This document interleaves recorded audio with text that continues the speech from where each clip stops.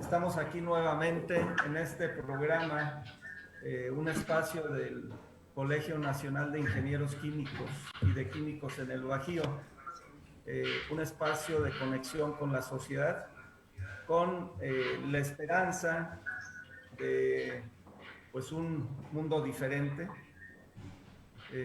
un mundo mejor a través de este nuevo paradigma que hoy está en todo el mundo. Por ahí vamos a revisar algunas de las ideas de manera muy breve que tienen en otros países, en una sección que tenemos Mundo Sustentable desde el colegio. Pero bueno, el día de hoy agradecemos, martes 16 de marzo de 2021, estamos transmitiendo desde León, Guanajuato, y Anesma Networks desde la Ciudad de México, a quien agradecemos a Estrella, su director general, y a todo el equipo de Anesma. Muchas gracias por permitirnos llegar a los hogares de muchas personas, no solo de México, de otros países también. Entonces, muy agradecidos el día de hoy. Nos acompaña la doctora Estela Ramos Ramírez, como cada semana. Doctora Estela, bienvenida. Gracias por la invitación y buenas noches a todos. Buenas noches, doctora. Nos acompaña también el maestro Mario Figueroa Trujillo, delegado del colegio y una persona con un trayecto importantísimo de más de 30 años en la sustentabilidad. Premio Nacional de Educación Ambiental hace 18 años. Maestro Mario Figueroa, bienvenido. Sí, muchas gracias, maestro. Saludos para todos y todas. Saludos, maestro. Muchas gracias. Y pues el día de hoy tenemos a un invitado especial, un amigo de hace muchos años. Ahí en la Secretaría de Educación de Guanajuato nos conocimos hace más de 20 años. De hecho, van a ser 22 años este año, en julio de 1999. Y desde entonces, bueno, hemos trabajado en infinidad de proyectos con el tema humanista desde la parte educativa. Y me refiero al doctor Sergio Mendoza, a quien doy la más cordial bienvenida. Doctor, bienvenido. Y lo preparé y quedó muy chido el programa. Muchas gracias. Oye, pásame esa receta secreta. Entonces, ¿cómo le hiciste? Sin más, pues damos inicio. Este es el tema que nos ocupa el día de hoy en el foro Sustentabilidad con la humanidad, con el doctor Sergio Michel Vargas. Entonces, a continuación, vamos a iniciar con el primer espacio que nos acompaña el maestro Mario Figueroa. Y en cada reunión tenemos esta sección que se llama Observatorio de la Sustentabilidad desde las Naciones Unidas. Bueno, el día de hoy, pues prácticamente todos los objetivos, los 17 objetivos de Naciones Unidas, todos impactan en el desarrollo humano, todos, sin excepción. Entonces, sin embargo, a pesar de eso, pues vamos a dar solo lectura de los 17 objetivos, lo cual lo hará el maestro Mario Figueroa, pero abordaremos con un poquito más de detalle el objetivo 16. Maestro Mario, pues le cedo el uso de la voz. Sí, cómo no, maestro. Pues buenas noches, un saludo al doctor con mucho respeto, al maestro Fernando, a la doctora Estela y a todos quienes nos escuchan semana a semana con esos importantes temas que el colegio propone. Y desde el Observatorio de la Sustentabilidad, el maestro ha mencionado que justamente los seres y quehaceres de estas actividades tienen que ver con el eje transversal de todos y cada uno de los objetivos del desarrollo sostenible. Eso nos ayuda a pensar y a reflexionar que afortunadamente desde lo internacional hay una directriz referente a qué es lo que se debe hacer. Y qué bueno que es desde el punto de vista internacional, porque es para todo y para todos. De tal manera que debe haber un compromiso de la responsabilidad social, desde el eje de gobierno, desde las ONGs, desde el sector empresarial, desde todos los sectores, para dar cumplimiento a todos y cada uno de ellos. Realmente la directriz de la política que marcan los objetivos del desarrollo sostenible están transversalmente ligados y integralmente formulados. Y cada 8 días el colegio atinadamente ha estado seleccionando uno por uno con la finalidad de propiciar una reflexión muy valiosa para la actuación de todos y cada uno de nosotros. El fin de la pobreza, el hambre cero, la salud y el bienestar, la educación de calidad, la igualdad de género, agua limpia y saneamiento, energías asequibles y no contaminantes que abordamos hace 8 días, el trabajo decente y crecimiento económico, agua, industria e innovación e infraestructura, lo mismo que la reducción de las desigualdades. Y ese es uno de los puntos fundamentales y que justamente y magistralmente el día de hoy estaremos abordando con tópicos que cruzan transversalmente e integralmente a todos y cada uno de los objetivos. Y uno de ellos justamente tiene que ver con las ciudades y comunidades sustentables, que es un eje fundamental que debemos de seguir pensando y actuando a seguir ese camino tan importante de tener cada vez mayor acercamiento a las buenas prácticas socialmente responsables y ambientalmente amigables en el ser y el quehacer que desempeñamos. Producción y consumo responsables habla de la ética, habla del principio de la responsabilidad. Y bueno, el 13 tiene que ver con la acción por el clima, un tema que llegó para quedarse y que justamente nos involucra en el ámbito de la responsabilidad a seguir teniendo la mejor de las acciones. La vida submarina como parte del recurso natural, vida de los ecosistemas terrestres como parte de la integralidad, la paz, la justicia e instituciones sólidas, y finalmente el 17 que marca las alianzas para lograr los objetivos. Y esto es fundamental porque desde la visión del colegio que habla que nosotros vemos a un México sustentable, así queremos ver al mundo. Un mundo sustentable, un mundo en donde la sociedad participe responsablemente en todo este actuar. Son parte de las reflexiones, maestro, que quería yo hacer en este espacio que me ha asignado para hablar justamente desde el Observatorio de la Sustentabilidad, algunas reflexiones introductorias al tema. Quedo a la orden, maestro. Muchísimas gracias, maestro Mario, pues como siempre acertadas y con la visión de toda la experiencia que usted tiene y que sigue trabajando en diferentes ámbitos, ¿no? Tanto de gubernamentales como desde el ámbito privado y social.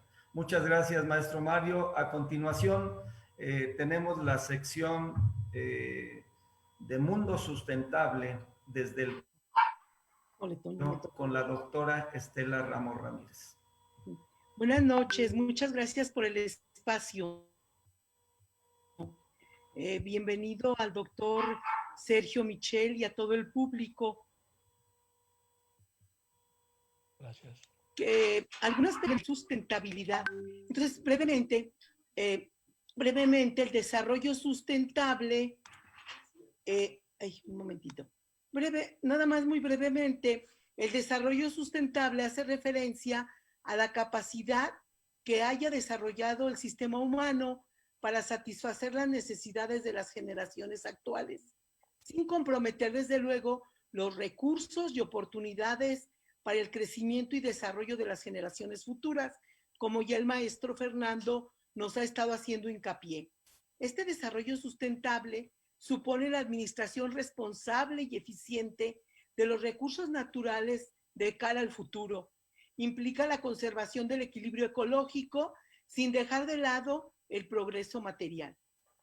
Actualmente, diferentes países y gobiernos avanzan en la implementación de políticas de desarrollo sustentable a nivel local o a nivel global, a nivel nacional y a nivel internacional.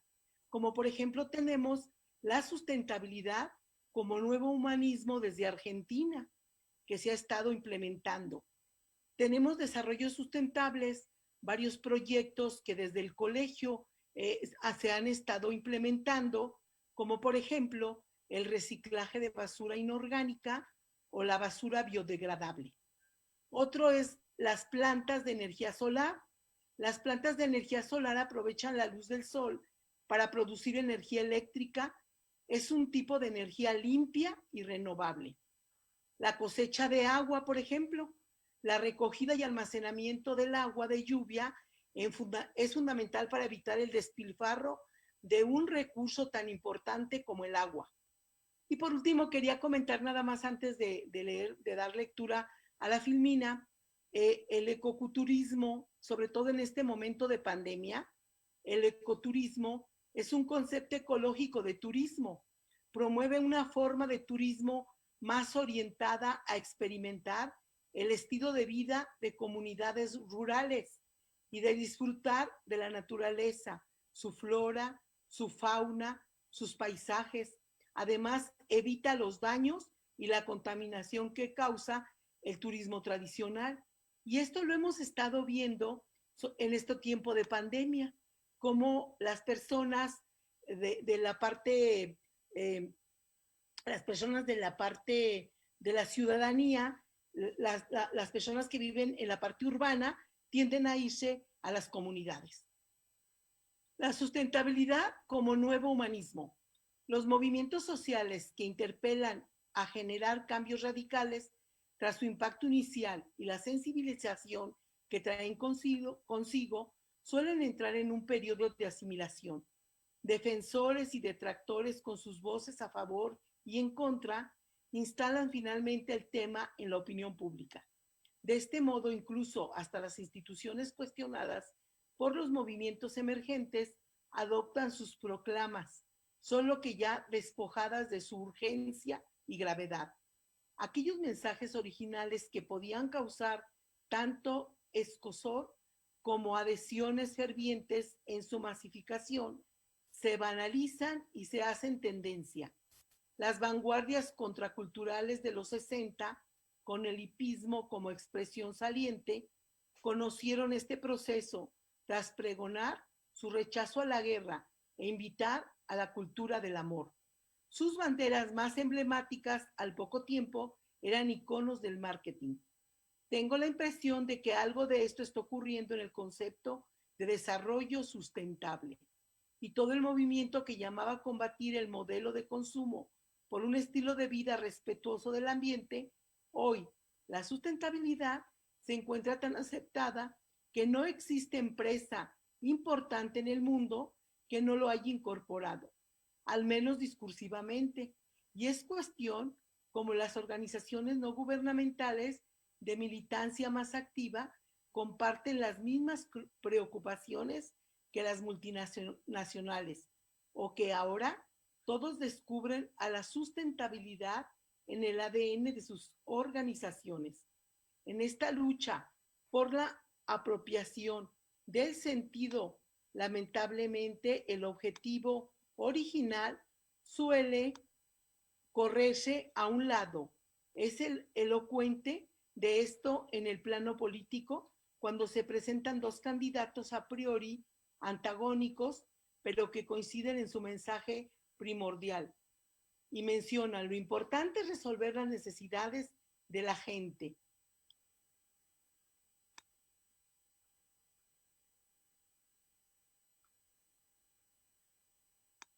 Muchas gracias, doctora Estela. Pues es es un ingreso de un pensamiento que se tiene en Argentina, ¿verdad? En centros de análisis filosófico sobre esto que está pasando, ¿no? Lo que aparenta ser y lo que en realidad es, que se está gestando en un cambio social y humano.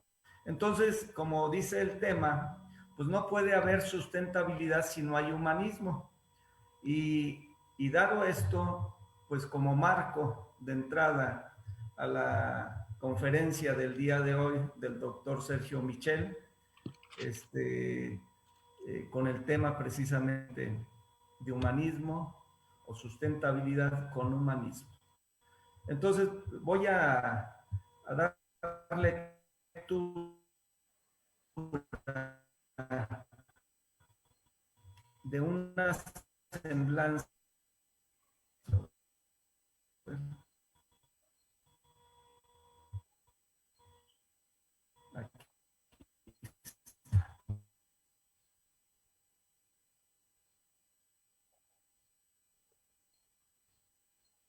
De licenciatura en psicología y maestría en desarrollo humano en la Universidad Jetsuit de Guadalajara.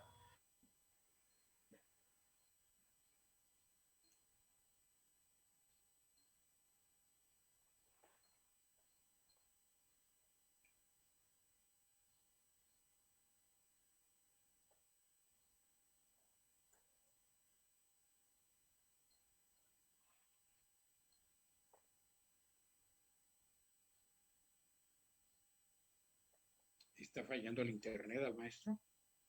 Son los gajes de la tecnología, ¿verdad? Sí.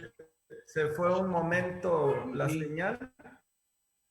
Pero ya te escuchamos, Fernando, Ya ahí lo sigue. escuchamos.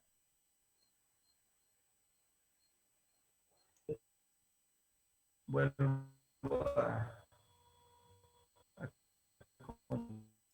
¿Quiere, ingeniero, que comience mi presentación?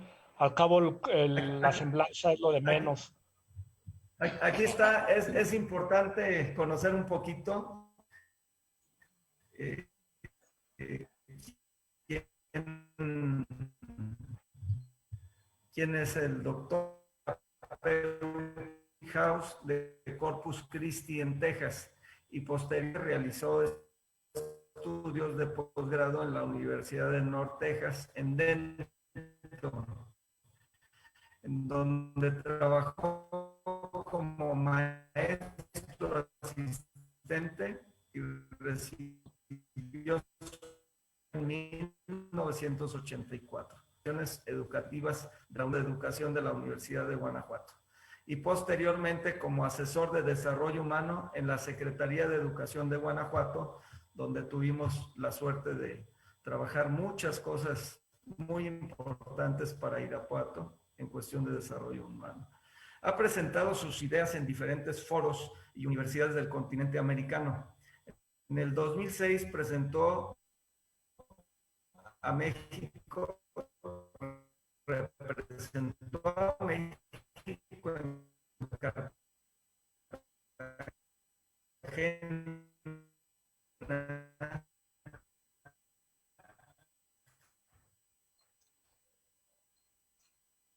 de manera especial se encuentra en espacios de diálogo en familia para la transformación social libre de violencia a partir de la familia, la escuela y la organización a través de su página web, Espacio Protegido del Diálogo, y una cantidad de actividades enormes en el estado de Guanajuato. Bienvenido, doctor, y tiene el uso. Bueno, muy bien.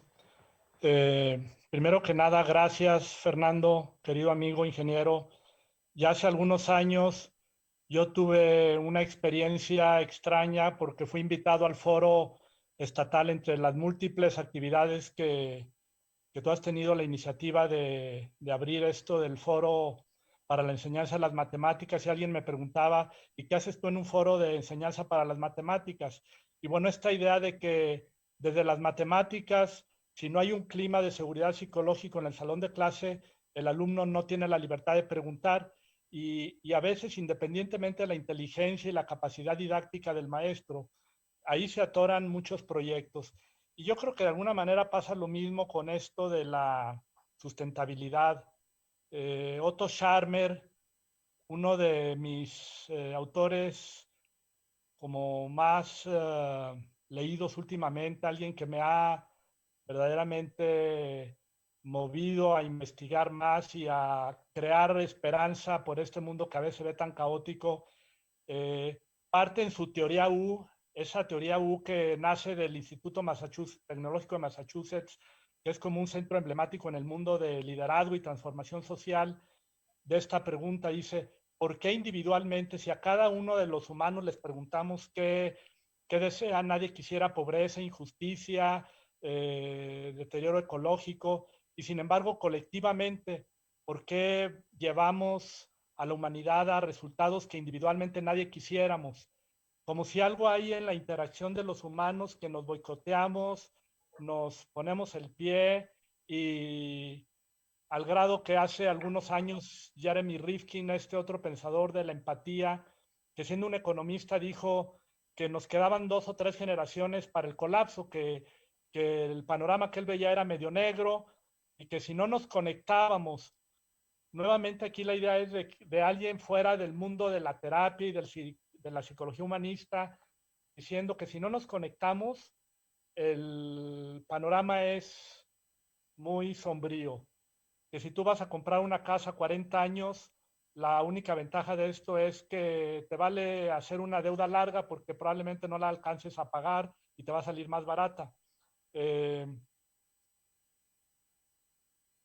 Tim Jackson, otro pensador que ha cuestionado el sistema, en una conferencia en Australia decía, cuando le preguntaban por qué se había dado este fenómeno de casi colapso financiero en el mundo, y él lo sintetizó en palabras muy accesibles para el público, que así le pedía, a ver, dímelo en palabras no técnicas, dice, la gente compra cosas que no necesita para quedar bien con alguien a quien no le interesa y con dinero que no tiene.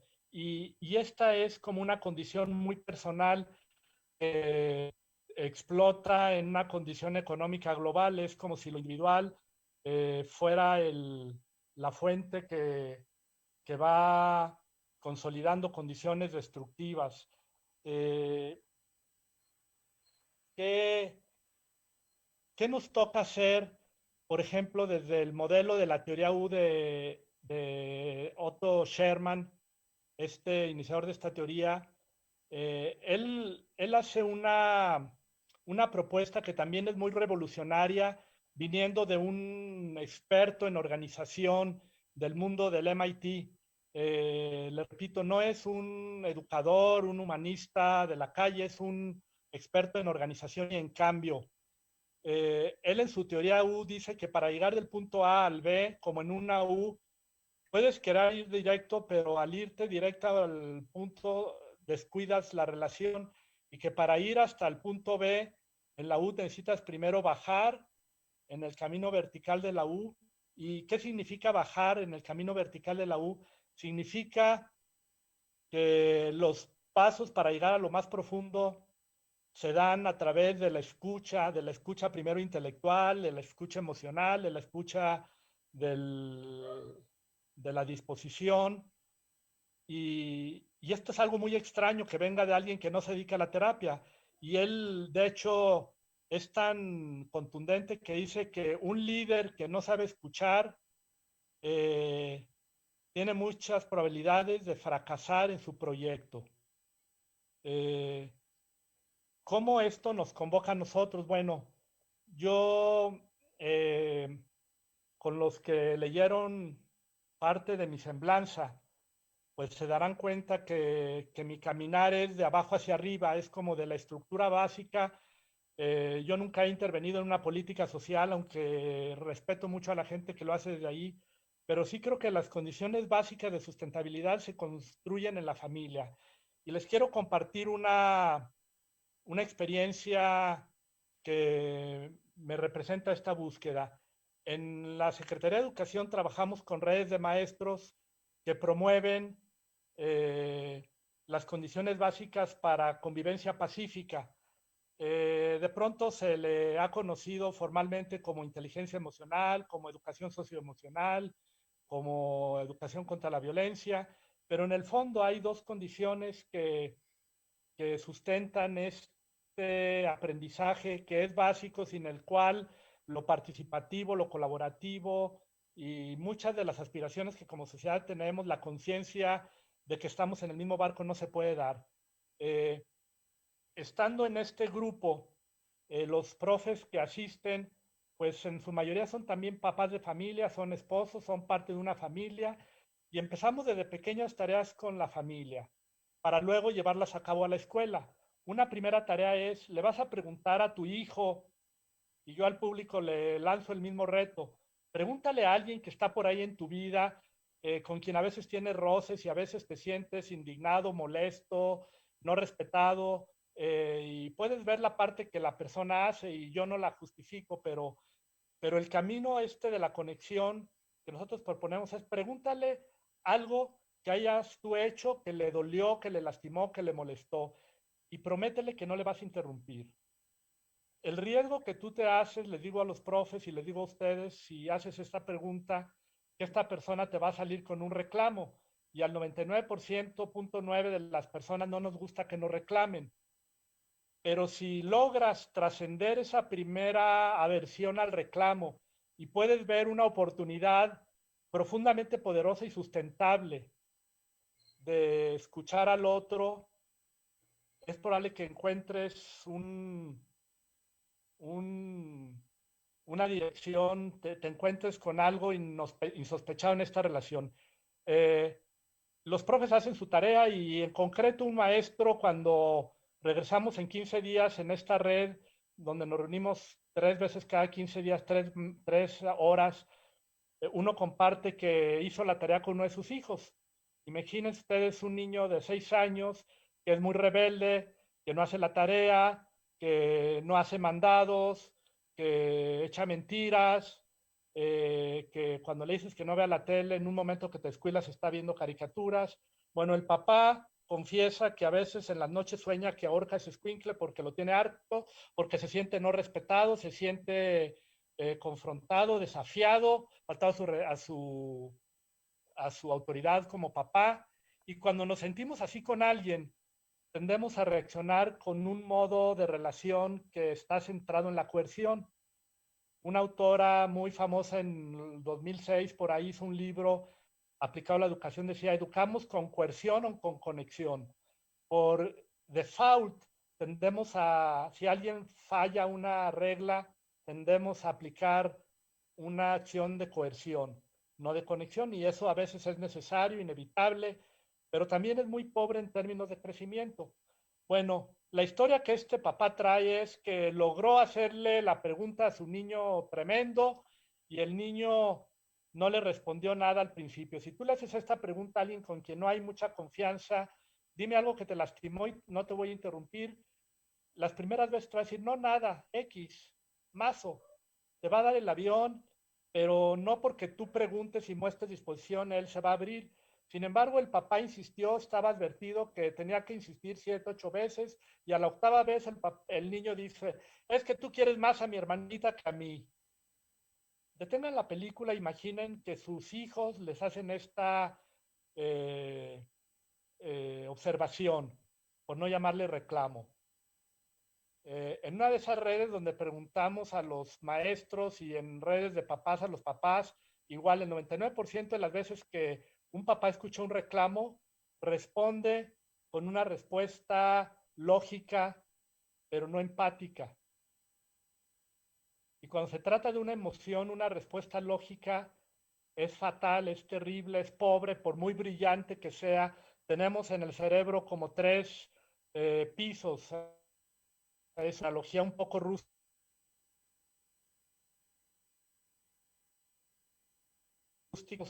Datos, argumentos, donde debatimos en política, donde le ganamos al otro con argumentos. La siguiente es el cerebro límbico, es lo emocional.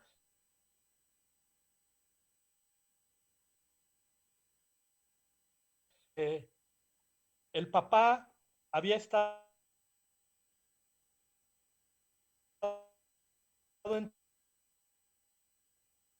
que por default tenemos los humanos.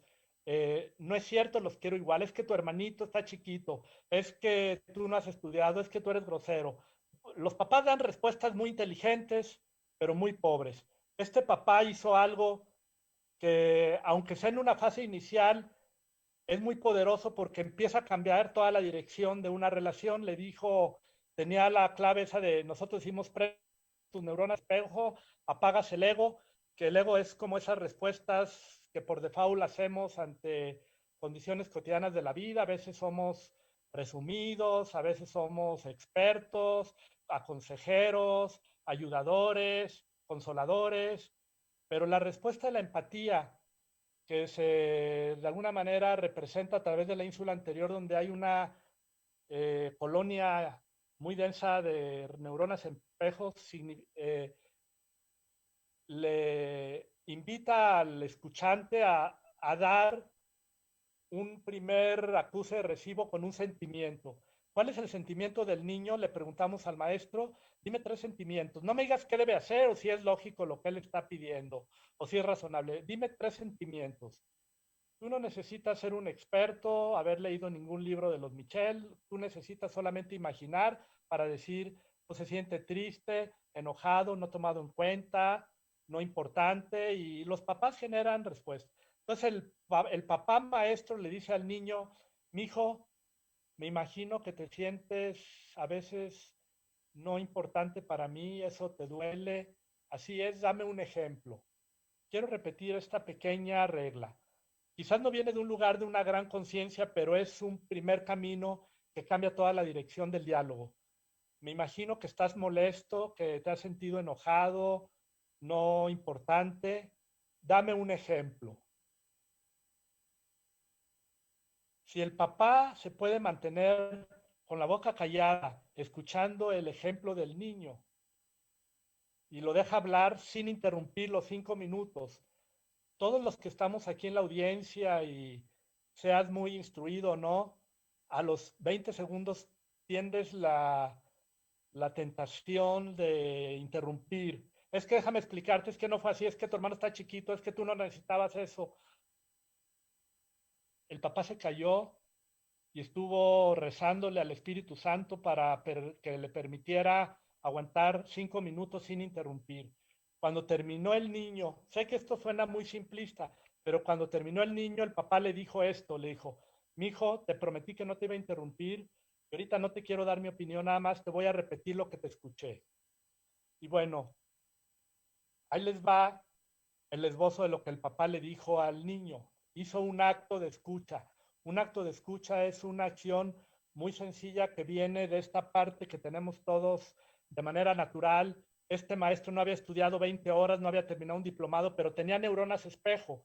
Y cuando nosotros activamos las neuronas espejo, nos conectamos con el otro. Y eso fue lo único que hizo el papá. Apagó el ego, prendió las neuronas espejo y le dice, mijo, te imagino ese día que vamos con tu mamá y tu hermanito chiquito por la plaza de los fundadores en Irapuato y que yo te compro un algodón de azúcar, te sientes muy contento, emocionado, y luego entramos a la tienda del remate y ahí en la primera mesa tú ves una gorra del Chicharito que tú quieres comprar y me dices muy entusiasmado, ¿me compras esa gorra? Y yo te digo, sí, sí, ahorita. Y nos pasamos hasta el fondo donde están los mamelucos de niños y tu mamá pide que le enseñen uno de ellos y compran uno color verde y lo llevan a la caja y tú vas con tu gorra y cuando estamos en la caja el momento más fuerte para ti es cuando yo saco los 300 pesos para pagar el mameluco de tu hermano y luego volteo y te digo, mijo, ya no nos alcanzó otra vez y tú en ese momento sientes que se te apachura el corazón y sientes que tú no eres importante y te duele y desde que tu hermanito nació para él sí hay cosas que comprar y para ti no y te sentiste muy triste, te sentiste como si lo tuyo no fuera importante. Y luego el papá se cayó, no dio razones, no explicó. Le tomó el brazo y le dijo, eso te ha dolido, ¿verdad, hijo? Y por eso me imagino que a veces no te dan ganas de cooperar. Fue todo lo que hizo el niño, lloró un poquito, el papá le pasó un Kleenex y fue todo. Al otro día el papá hizo algo que solía hacer y que siempre terminaba mal. Mi hijo, te lanzas por las tortillas cuando con 10 pesos comprabas un kilo, ahorita ya no sé cuánto te alcanza con eso, pero terminándole de dar los 10 pesos al niño para que saliera a la tienda, el papá se jaló de los cabellos y dijo, ¿para qué le pides eso si ya sabes que se le va a olvidar, se va a comprar un refresco y al rato lo vas a terminar regañando? Pero bueno, ya el papá lo había hecho y para su sorpresa el niño regresó en 3 minutos con las tortillas. Parece un dato irrelevante las tortillas, pero no eran las tortillas, es que el papá en ese momento descubre que un acto de escucha de pronto fue más poderoso que los 800 regaños y las 800 veces que le había dado un zape, que le había en su enojo recetado un adjetivo. Y ustedes se preguntarán, a ver, bueno, esto no resulta con todo mundo. Si así fue, ¿por qué fue? Y yo quisiera hacer desde mi postura de estudiante de neurociencias, hacer una digresión para describir lo que yo siento que ocurre, lo que yo pienso que pasa en el proceso de la memoria emocional. En el año 2000, un investigador de la Universidad de Toronto, Karim Nader, descubrió un término que se llama reconsolidación de la memoria. El año pasado, en un Congreso Nacional de Terapeutas, yo les dije, a ver, ¿quién sabe de este término? Estamos hablando de terapeutas especializados en esto y solamente un uruguayo que estaba en la segunda fila dijo, yo conozco algo de eso y ya me explicó. O sea, no es un término que se conozca y a veces a los profesionales nos toca traducirlo y ver en qué se aplica, qué tiene que ver con la vida real. Bueno, para no hacer el cuento largo, lo que este señor descubrió y 10 años donde se ha ido aplicando a los humanos, no nomás a los ratones, cuando una memoria emocional se activa, antes se pensaba que un trauma, una memoria, un dolor, un trauma, una herida, te quedaba toda la vida y nunca se te va a olvidar la vez que alguien te violó, que te robaron, que tu papá te regañó injustamente, que se burlaron de ti, que te hiciste pipí en la clase de biología, que se rieron todos cuando no pudiste contestar una ecuación. Todos tenemos alguna historia donde nos sentimos chinches y nos sentimos totalmente incompetentes, exhibidos, tontos. Y de pronto este señor Nader descubre que la memoria emocional es como una gelatina que cuando se habla, cuando se recuerda y se activa, esa gelatina entra en un estado de maleabilidad. La gelatina se aguada y luego se vuelve a endurecer y se vuelve a guardar igual. Pero si tú en ese espacio que se llama la ventana de reconsolidación, tú la escuchas con compasión, esa gelatina se abrió y para eso no necesitas ser terapeuta. Si lo eres, está bien. Si vas tú con mi esposo, con nosotros, bueno, te gastas 1,000 pesitos para hacer una sesión y a lo mejor sales aliviado. Pero lo terrible y lo esperanzador es que esto es algo que puede hacer un maestro y un papá, y ahí está la sustentabilidad de la salud humana, de la salud mental. El papá abrió la ventana del recuerdo traumático y mientras estaba abierta le dijo, me imagino que te dolió, y un acto de escucha lleva un mensaje implícito de te quiero, te acepto, te respeto, que se metió a ese lugar de la gelatina. Cuando la gelatina se cierra, se cerró ya con pedacitos de naranja y de fresa y de durazno, y esa memoria queda guardada de manera, digamos, eh, como se me fue ahorita el nombre, cuando tú guardas datos y secuencias, la memoria secuencial no se destruye, no se altera, pero la memoria emocional es guardada con una parte que hace que el niño lo recuerde como sin sentirse cucaracha, es como lo habló, se sintió aceptado y esa es la memoria que guardó. Esta pieza de información no es pequeña cosa.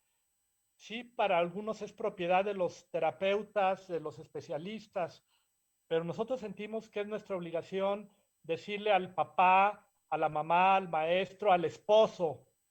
Los hombres somos re malos para escuchar. Tu esposa te está reclamando y tú enchuecas los ojos para arriba y ya vas a empezar. Me lo has dicho 20 veces, pero la pregunta es, de las 20 veces, ni una sola vez lo has escuchado. Entonces aprovecha y trata de utilizar esta experiencia como una ocasión de sanación. El reclamo desde esta perspectiva es un grito para sanarte, pero como la forma es muy ruda, es muy poco probable que tú la aproveches y la respondas con un acto de escucha. Pero si lo pudiéramos hacer los humanos, si viéramos que detrás del reclamo el otro más que te quiera lastimar, herir, humillar, faltar a tu autoridad, pues está tocando un dolor que si tú lo escuchas vas a entender que tu hijo se sintió molesto, lastimado, invisible cuando no le compraste su gorrita y a tu hermano sí. Y aunque no puedas cambiar y escuchar no quiere decir que a tu hijo que espera una gorra del Chicharito y que tiene unas 15 guardadas en sus cajones le tengas que comprar. El problema no es que no le compres a la gorra del Chicharito, sino que no lo escuches. Escuchar no quiere decir aprobar. Y bueno, muchos proyectos muy poderosos se dan contra la pared ante relaciones no sanadas porque los humanos por el hecho de convivir nos lastimamos. En una organización, ustedes lo saben, ¿cuántas veces ha habido alguien muy valioso que no pudo hablar lo que tenía o lo quiso hablar y no fue escuchado y se fue alejando y perdimos miembros importantes, miembros constructivos de una organización y, y perdemos mucho por no construir relaciones donde por default escuchemos. Eh, yo quisiera, como ir cerrando, puedo seguir hablando de esto, es una pasión mía, eh, con esta idea de que la sustentabilidad comienza en nuestras relaciones cotidianas y que si una relación tiene en su cultura el hecho de hablar, si ese maestro ya consolidó en la cultura con su hijo que cuando algo ocurra, él va a escuchar y va a sanar una herida, esa relación va a ser mucho mejor. En mi propia experiencia como terapeuta, cada prácticamente sesión yo tengo historias donde el papá no pudo escuchar. Eh, la hija llegó tarde, el papá la regañó y no pudo escuchar que ese día la hija se había quedado porque una de sus amiguitas había tenido una crisis de pánico. Y a veces regañamos, y yo no digo que no pongamos límites, que no pongamos consecuencia, pero la consigna básica es primero escucha y luego regaña. Primero escucha y luego después pones límites. Primero escucha y date cuenta que a veces la escucha es, como le ocurrió a este maestro, 20, 40 o 100 veces más poderosa que todas las amenazas que le habías dado a tu hijo para que trajera las tortillas. Tú ya lo habías llenado de zapes, de adjetivos, habías lastimado su salud emocional y no estabas logrando nada porque entre más lo lastimabas el hijo se portaba más rebelde. Atrévete a hacer esta pregunta, no me lo creas, pero atrévete a hacerla ahora en la noche, mañana o pasado con alguien importante y dile, no te voy a interrumpir, dime algo que te lastimó. Y probablemente cuando empiece a decir te van a dar ganas de interrumpir y te vas a acordar de esto, voy a decir, voy a aguantar 2 minutos y al final le digo, platícame más el ejemplo y al final le haces un acto de escucha y mañana explotas y le dices lo que quieras, le das tu versión, pero el primer día imagínate hacer esto. Quiero terminar diciéndoles, nosotros desde la Secretaría, en este programa de redes, bajamos un libro que se llama Los pequeños conspiradores del kiosquito, que lo leen niños desde 12 años, niños jóvenes de prepa, papás, según tu grado y tu edad, tienen lecturas diferentes, pero está esta idea muy bien ejemplificada de cómo nos sanamos cuando podemos hablar y cuando aunque a ti y a mí y a muchos de nuestra audiencia no nos enseñaron, no venimos de una familia donde la escucha fue parte de la cultura, papá y mamá eran generosos, nos querían, nos protegían, pero no sabían escuchar.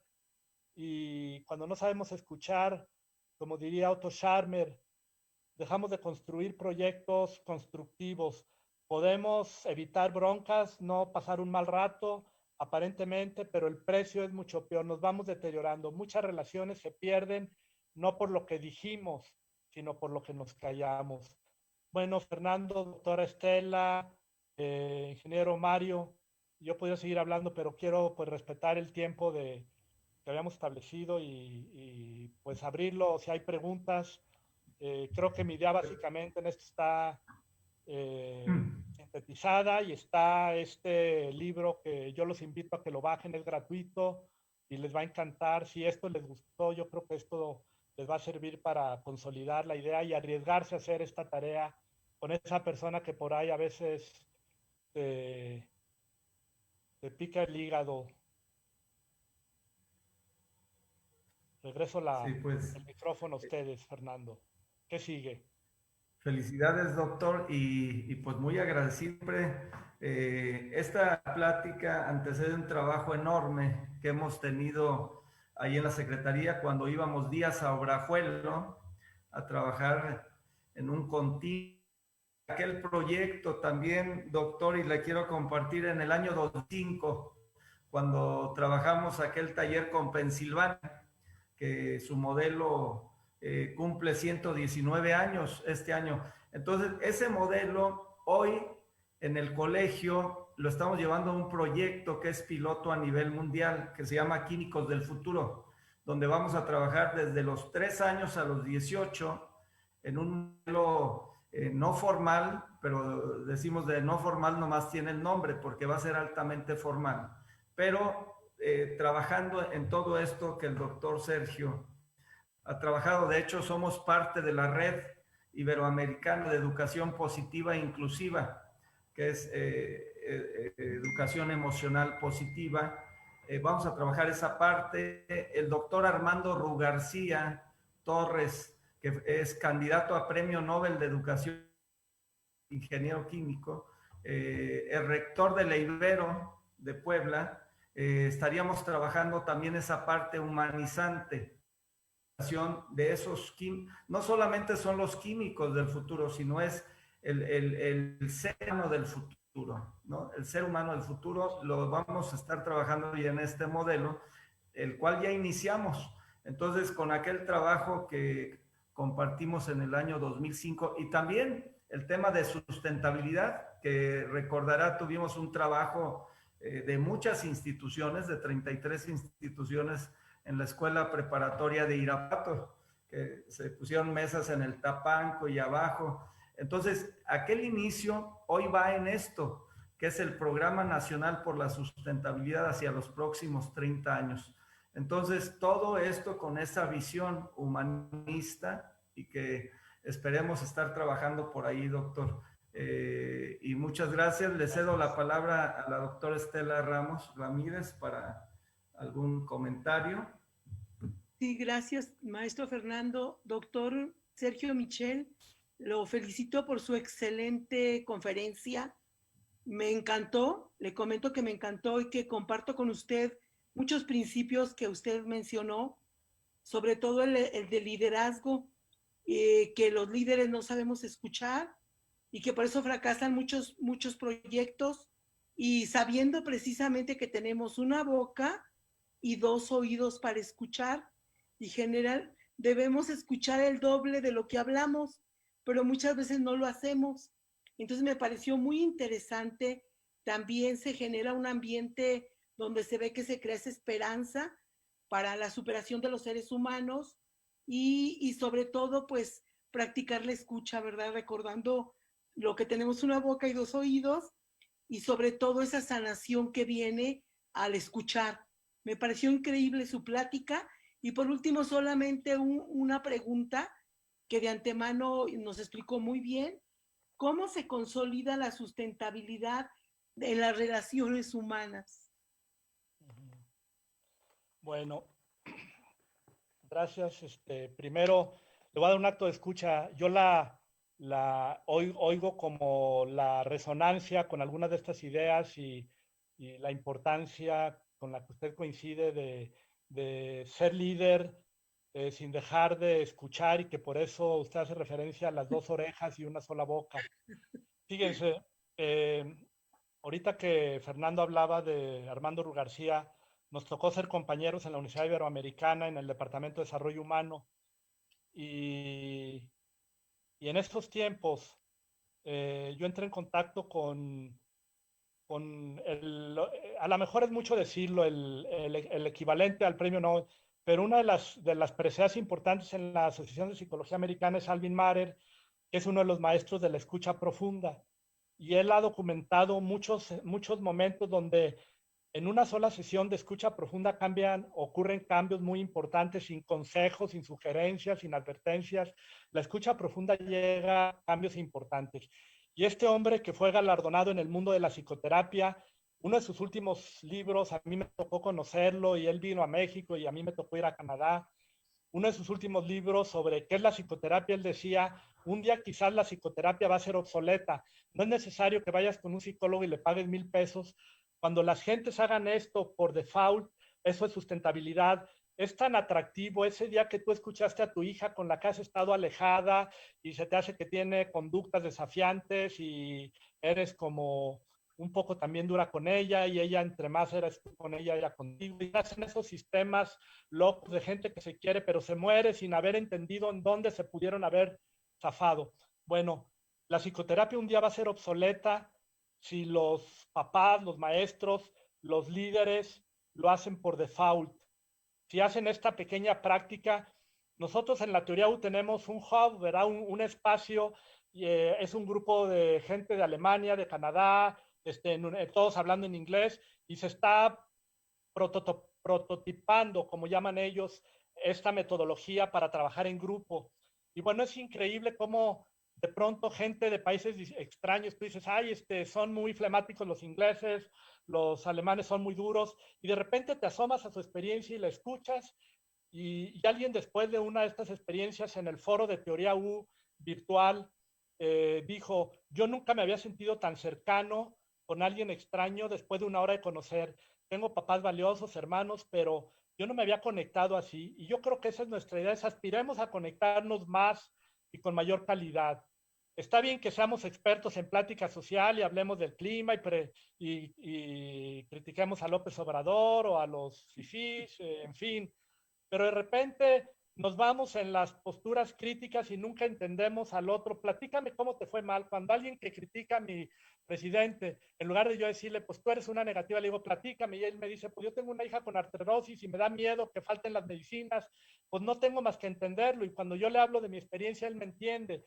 Cuando trascendemos y empezamos a decir en nuestro diálogo, no vamos a poner adjetivos, vamos a compartir experiencias. Yo no tengo más que sentirme hermano, y eso es sustentabilidad. El hacerlo la primera vez y probar que se puede, te anima. No va a salir siempre a la primera, a veces a tu esposo con el que pudiste hablar muy bien, a la cuarta vez te diste cuenta que lo interrumpiste y lo zurraste y lo regañaste y valió cacahuate. Bueno, mañana lo vuelves a intentar, y el ego es como esa estructura que sale por default.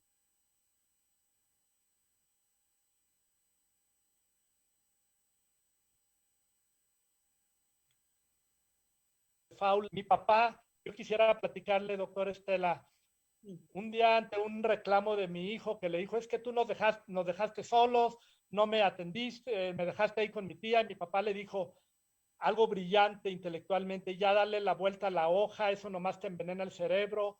Pues yo hice lo mejor que pude. Lo que dijo mi papá era brillante, pero no lo pudo escuchar. Y bueno, mi hermano se retiró y fue como triste porque mi papá era un hombre bueno, pero por default no sabía escuchar. Daba consejos y daba información y era brillante en un nivel, pero no le pudo decir a mi hermano, mi hijo, cuando yo te dejaba que te quedaras en los viajes a Guadalajara a dormir con tus primos, te burlaban de ti y te sentías abandonado, tú y gritabas, no me dejes, papá, yo ni siquiera volteaba a verte. Eso te dolía. Ese era un acto de escucha que hubiera sanado, pero no lo pudo hacer mi papá porque somos educados en dar argumentos, pero ahorita la ciencia ni siquiera es nada más una idea, digamos, romántica de un humanista loco que no se asoma a la ciencia, es algo muy documentado. Esto se publicó por primera vez en la revista Science, donde publican los premios Nobel, o sea, no es una investigación, dijéramos, de segunda o de tercera, es la reconciliación de la memoria, es un dato que nos dice cómo se transforman las memorias traumáticas a través de un acto de escucha que no es propiedad del terapeuta. Si le tienes miedo a que el otro llore, bueno, está bien, paga tus 1,000 pesos y que lo haga alguien más, pero si eventualmente le pierdes miedo a que el otro llore, tú vas a acompañar el llanto del otro y lo vas a sanar, y al otro día tu hijo te va a dar un abrazo y va a ir por las tortillas y tú dices, ¿qué hice? Pues un acto de sanación, ¿verdad? Tu hijo ya no está reclamándote ni resentido, actuando a través de robarse el dinero de las tortillas. Ese día ya no tenía nada que reclamarte, entonces fue por las tortillas. Bueno, como ves, Estela, me extiendo a veces de más. Era una pregunta Muchas sencilla. gracias. Gracias por Muchas preguntar. gracias, muy interesante. Muchas Felicidades. gracias, doctora, doctor. Maestro Mario, tenemos medio minuto para cerrar. Sí, cómo Adelante. no. Cómo no, maestro. Voy a ser muy sencillo. Qué importante fue haberlo escuchado el día de hoy, doctor. Muchas felicidades. Gracias. Muchas gracias, doctor. De Yo les veras. dejo esa invitación del libro, Los pequeños conspiradores del kiosquito. Tiene sentido si ustedes lo leen y hemos oído historias interesantes. Con respecto entre mi esposa y yo que lo escribimos, ahí está a disposición. Léanlo y luego escríbanos y díganos sus historias para un segundo libro. Ese libro es de puras historias reales. Muy bien. Y nuevamente está invitado a otro programa, doctor. Vamos a ir avanzando en el colegio y con todas las alianzas que estamos haciendo en el país, con instituciones de México y de otros países. Estamos haciendo alianzas, pero vamos a con las personas de cualquier país y nuevamente lo esperamos por aquí. Y también, pues aquí quiero agradecer a nombre, a cerrar este programa, un reconocimiento al doctor Sergio Michel Barbosa por su magistral exposición del tema Sustentabilidad con Humanismo. Irapuato, Guanajuato, México, a 16 de marzo de 2021, en el marco del Foro de Sustentabilidad y el Programa Nacional para la Sustentabilidad 2021-2050, Despega México con Sustentabilidad. Aquí está, doctor, de parte del colegio. Muchas gracias. Un abrazo. Buenas noches a todos. Un abrazo. Buenas noches. Hasta luego, doctora. Muchas gracias. Hasta luego. Gracias. Adiós, maestro Mario. Sí, bye. Luego, doctora. Maestro. Mario, Hasta luego, Fernando, maestro. un abrazo cariñoso, Fernando. Gracias. Gracias, Fernando. Muchas gracias. Saludos ahí a la familia y al doctor. Claro que sí. A la doctora Rosario.